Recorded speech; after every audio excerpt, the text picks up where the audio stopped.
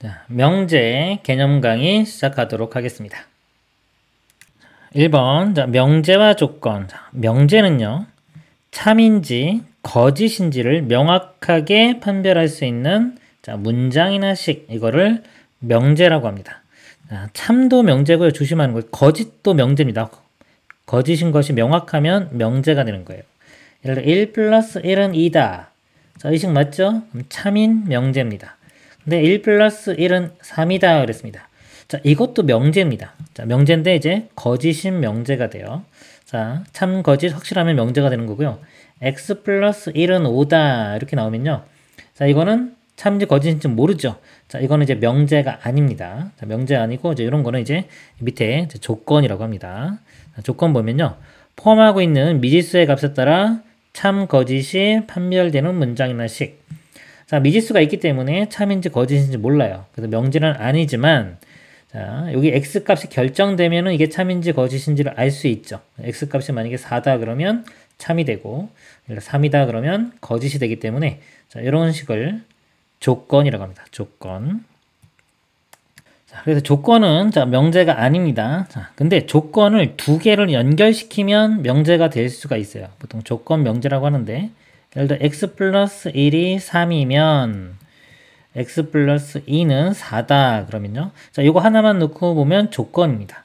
이것도 조건, 이 조건을 이거 P라고 하고 이거 Q라고 하면, 자, 이것도 조건이고 조건인데 조건 두 개를 연결시키면요. 예를 들어 x 플러스 1이 3이면 x 플러스 2는 4다 그러면, 자, 이렇게 연결시켜 놓으면 이건 명제가 될 수 있습니다. 지금 같은 경우는 x가 2이기 때문에 참인 명제가 됩니다.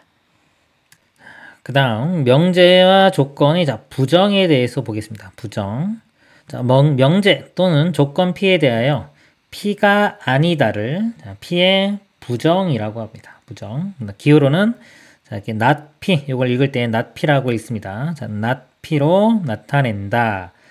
우리가요, 나중에 진리집합이라는 게 있습니다. 이 조건을 만족하는 것, 조건을 참으로 만족하게 하는 그 원소들의 모임, 그걸 집합이라고 하는데요. 진리집합이라고 하는데요. 만약에 조건 P에 진리집합을 P라고 하면요. 자, 이거의 부정은 자, 여집합 개념이에요. 그러니까 부정을 이해할 때요. 자, 여집합 개념으로 이해하는 게 좋습니다. 그래야지 안 헷갈립니다. 자, 예를 들어 x가 3보다 크다 이렇게 있어요. 자, 얘의 부정은요. x가 3보다 작다가 아니에요. 자, 아니야. 우리 큰 것만 있고 큰 거 작은 것만 있는 게 아니라 같은 것도 있죠. 그래서 요 큰 게 아니면 되는 겁니다. 이게 아닌 거는 작거나 같은 게 돼요. 이렇게 됩니다. 그래서 이 여집합 개념으로 이해하셔야 좋고요. 두 조건 PQ에 대하여 P 또는 Q에 not이 붙어 있습니다. 자, 이거는 not P 그리고 not Q 이렇게 돼요. 예를 들어서 이렇게 묶음에 not이 붙으면 각각이 not이 되면서 이 또는은 그리고로 바뀌고요.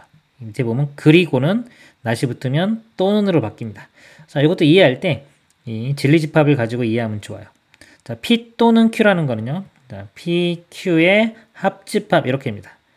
자, 이거의 부정이기 때문에 이거의 여집합이에요. 그럼 집합에서 드모르간 법칙이 있죠. P의 여집합, 교집합, Q의 여집합 이렇게입니다. 자, 이게 not P가 되고요. 이게 not Q가 됩니다. 그래서 교집합은 그리고로 바뀌기 때문에 이렇게 되는 거예요. 집합 요거랑 연관시켜서 이해하셔야 됩니다. 자, 이것도 마찬가지로 드모르간 요 가운데만 바뀌면 되겠죠. 교집합이면 여기가 합집합 이렇게 바뀌는 겁니다. 다음 내용 보도록 하겠습니다. 3번 조건과 진리집합. 진리집합 방금 설명한 겁니다. 전체 집합 유의 원소 중 조건 P가 참이 되게 하는 모든 원소의 집합을 조건 P의 진리집합이라고 하고요. 대문자 P로 나타낸다. 그랬습니다. 조건 PQ의 진리집합을 각각 PQ라고 할 때 조건 not P의 진리집합은요. P의 여집합이 되고요. 자, P 또는 Q의 진리집합은 P 합집합 Q. 자, 또는은 합집합이고요. P 그리고 Q, P와 Q 둘 다 만족해야 되는 거기 때문에 교집합이 됩니다. 전체 집합 U에 대하여 조건 자, PX의 진리집합을 P라고 할 때 P는요. 자, X바 자, 원소인데 자, 전체 집합에는 속하고요. 그 다음에 PX가 참. 자, 요 조건을 참으로 만드는 그런 원소들의 집합입니다. 전체집합 이유는 특별한 언급이 없으면 실수 전체집합으로 생각한다. 다음 내용 보겠습니다. 4번 명제 P면 Q의 참 거짓. 자, 중요합니다. 우리가 명제를 배우면서 가장 처음에 시작하는 게 어떤 명제가 참인지 거짓인지를 판별하는 게 중요합니다. 자, 엄청 중요합니다.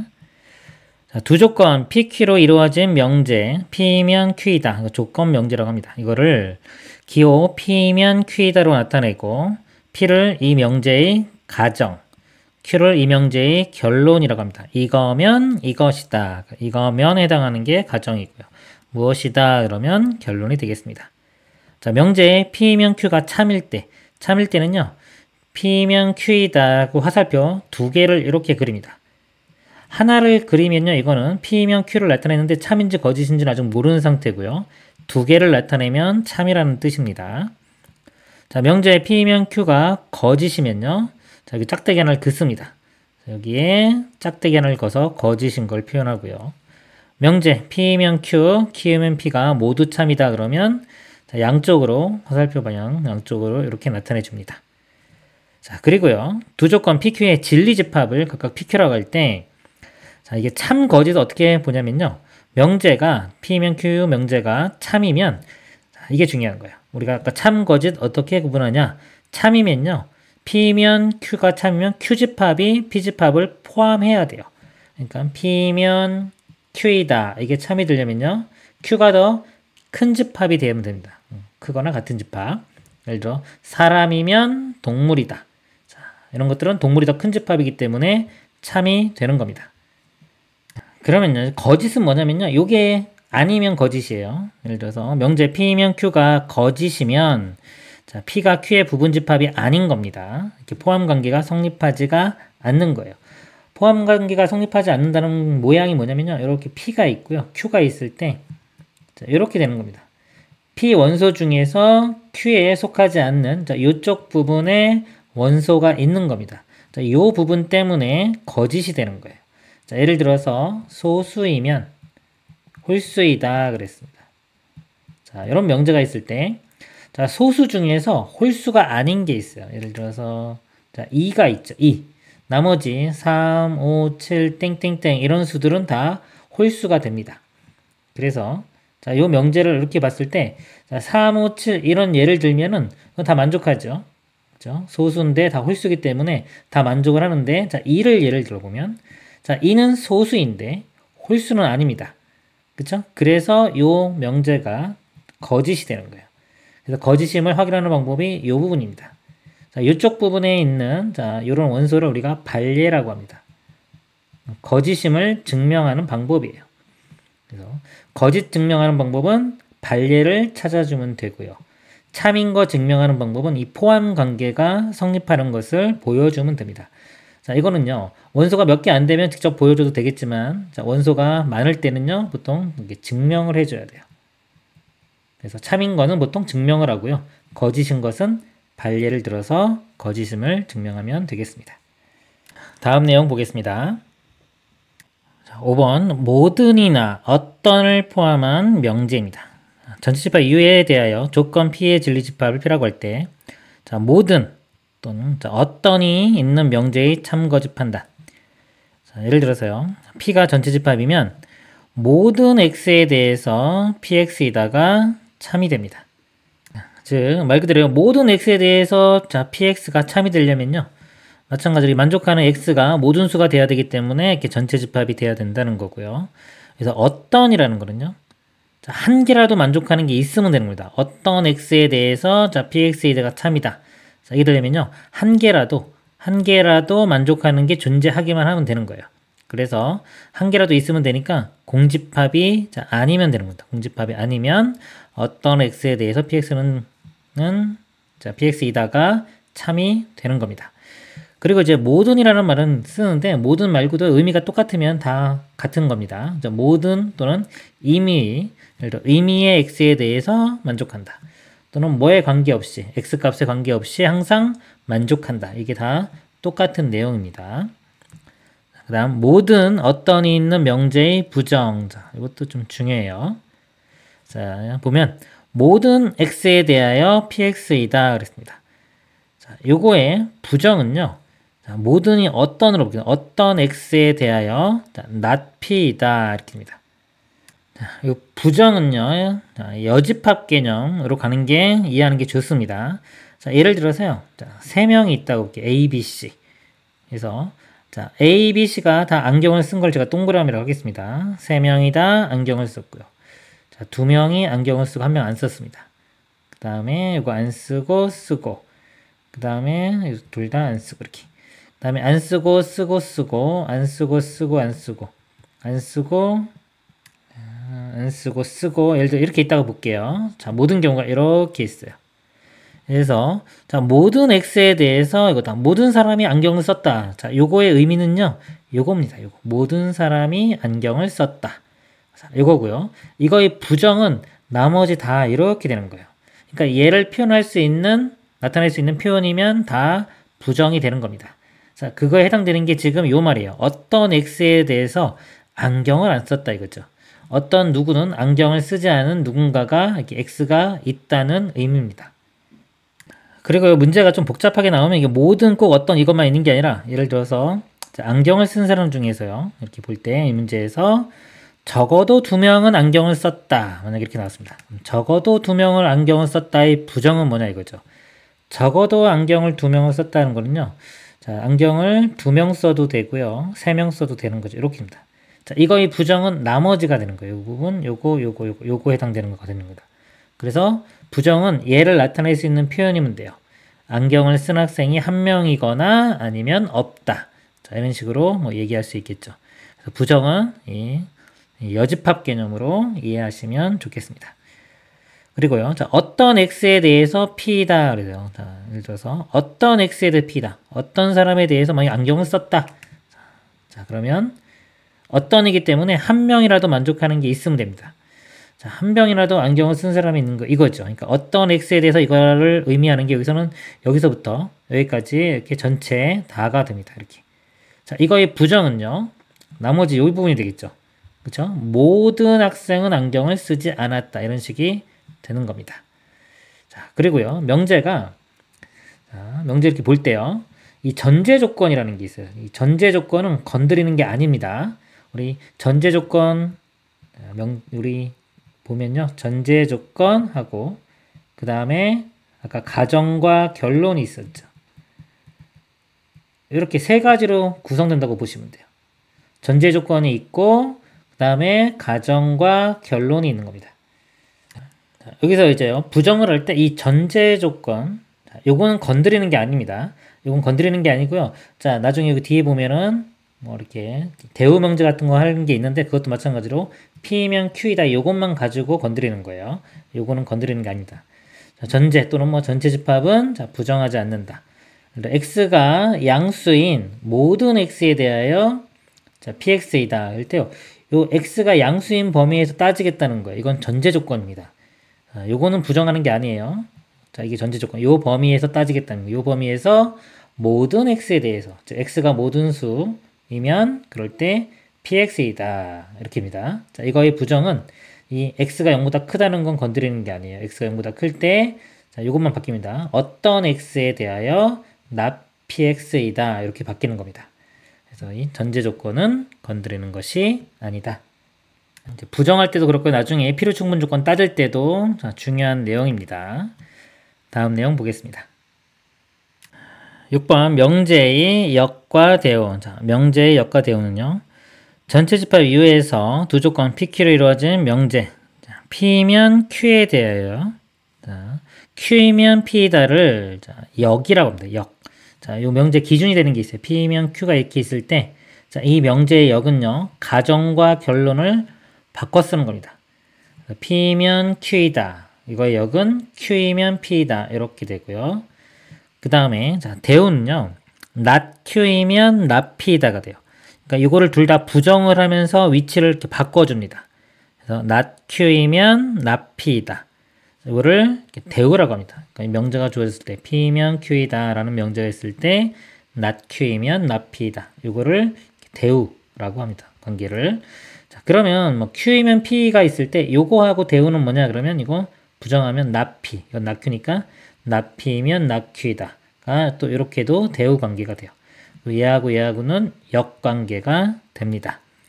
그래서 자, 이 대우가 중요한데요. 대우가 왜 중요하냐면요. 자, 요거 내용인데요. 원래 명제. 자, 원래 명제가 이게 참이면요. 대우 명제도 같이 참이 됩니다. 이렇게. 똑같아요. 그리고 이 명제가 만약에 거짓이다 그러면 이것도 똑같이 거짓이 됩니다. 서로 이제 참거짓의 운명을 같이 합니다. 같이 참, 같이 거짓. 그래서 어떤 명제가 참인지 거짓인지를 볼 때요. 얘가 좀 생각하기 힘들면은 대우 명제를 보고 이것이 참인지를 증명해도 되는 겁니다. 그래서 읽어보면은 명제 P면 Q가 참이면 대우인 not Q이면 not P도 참이 되고요. P면 Q가 거짓이면 대우 명제도 대우 not Q이면 not P도 거짓이 됩니다. 자, 이 이유는요. 자, 진리집합으로 설명을 드릴게요. P면 Q이다가 참이면 이렇게 Q집합이 더 크죠. 자, 근데 요거에 우리가 자, 여집합 이렇게 되면은 요 포함관계가 이렇게 바뀌죠. 자, 이게 P면 Q이다죠. 그럼 자, 이거는 여기가 요거면 요거이기 때문에 not Q이면 not P이다가 됩니다. 이게 참이면 이것도 참이 되는 거니까 not Q이면 not P다. 이것도 참이 되는 거예요. 그래서 요 관계가 대우의 관계입니다. 그래서 이 진리집합으로 이해를 하시면 되고요. 그 다음에 자, 어떤 명제가 참일 때 이 역명제 이거는 참인지 거짓인지 알 수가 없어요. 명제 P면 Q가 참이라고 해도 역인 Q이면 P는 반드시 참인 것은 아니다. 반드시 있는 것도 아니고요. 그냥 서로 상관이 없습니다. 자, 원래 명제와 역명제는 그냥 상관이 없다. 이렇게 생각하시면 되겠습니다. 다음 내용 보겠습니다. 7번 충분조건, 필요조건, 필요충분조건 이렇게 보겠습니다. 충분조건과 필요조건, 명제 P면 Q가 참일 때입니다. P면 Q가 이렇게 참일 때 표시를 이렇게 화살표로 하죠. 2개짜리로. 자, 참이면 P는 Q이기 위한 충분조건이라고 합니다. 자, 주어를 잘 보세요. 이렇게 P는 이렇게 주어가 있죠. P는 Q이기 위한 충분조건. 그래서 이 주어가 화살을 이렇게 쏘죠. 화살을 쏘면은 이 주어는 Q가 되기 위한 충분조건이라고 합니다. 주어를 잘 보는 게 좋아요. 주어가 화살을 쏘면 충분조건이다. 자, 그러면 Q는요. Q는 P이기 위한 필요조건이라고 합니다. 자, 여기서 자, Q를 볼게요. Q를 주인공으로 보면요. 이걸 주어로 보면 이 주어가 화살을 맞죠. 화살을 맞으면 화살 맞으면 피난다고 생각하시면 됩니다. 그래서 Q는 P이기 위한 필요조건이다. 이렇게 하면 됩니다. 그래서 이 주어를 주어가 화살을 쏘면 쏘면 얘는 충분조건. 주어가 화살을 맞으면 필요조건이라고 합니다. 그래서 이 충분조건, 필요조건을 이렇게 따질 때 우리 진리집합의 포함관계를 가지고 이렇게 합니다. 이거 먼저 보면 자, P, Q가 진리집합이 Q가 더 크죠. 그러면은 자, P면 Q이다. 자, 요게 성립을 하고요. 자, P가 주어면 화살을 쏘니까 P는 Q이기 위한 충분조건이라고 하고요.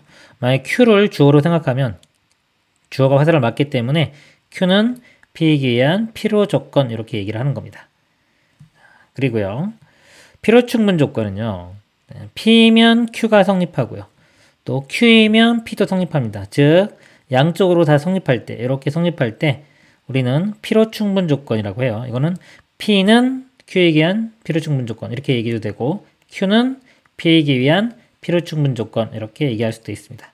자, 이때 진리집합의 관계를 보면요. 진리집합은 자, P와 Q는 서로 필요충분조건이 되겠습니다. 다음 자, 논리추론 한번 보겠습니다. P면 Q가 참이죠. 참이고 Q이면 R이 참이면요. 이 P면 R도 참이 됩니다. 뭐 진리집합으로 한번 표현을 해보면 P면 Q가 참이니까 Q가 더 큰 집합이 되고요. Q이면 R이 참이니까 R이 더 큰 집합이 됩니다. 그럼 P와 R 사이의 관계도요. P가 R의 부분 집합이 돼야 되겠죠. 그러면 P면 R이다도 참이 되는 것을 알 수가 있습니다. 3단 논법이라고도 합니다. 그 다음에 2번 보면요. P면 Q가 참이고요. Q이면 R이 참이고, R이면 P가 참이면, 자, 세 개가 서로 이제 필요 충분 조건이 됩니다. 이거 일단 두 개짜리로 한번 볼게요. P면 Q가 참이고요. Q이면 P도 참이다. 이렇게 두 개가 참이면요. P집합과 Q집합, 진리집합이 이렇게 되는 거고요. 자, 요거는 P집합과 Q집합이 있는데 P가 더 크니까 이렇게 되겠죠. 우리 P가 Q에도 부분집합이고 Q가 P에도 부분집합이면은 PQ가 우리 같다라고 하죠. 이렇게 같습니다. 그래서 서로 이제 필요 충분 조건이 되고 이게 세 개짜리도 성립하는 거예요. P가 Q에 속하고요. 그 집합으로 볼 때, 자, 일단 한번 다시 지우고 한번 해볼게요. 밑에 부분. 자, P가 Q의 부분집합이고 Q가 R의 부분집합입니다. 근데 R이 또 P의 부분집합까지 돼. 이게 다시 또 P의 부분집합이 되려면요. 결국은 PQR이 다 같을 수밖에 없다. 이렇게 되는 겁니다. 그래서 PQR이 다 서로 필요 충분 조건이 되겠습니다. 이상으로 개념 강의를 마치도록 하겠습니다.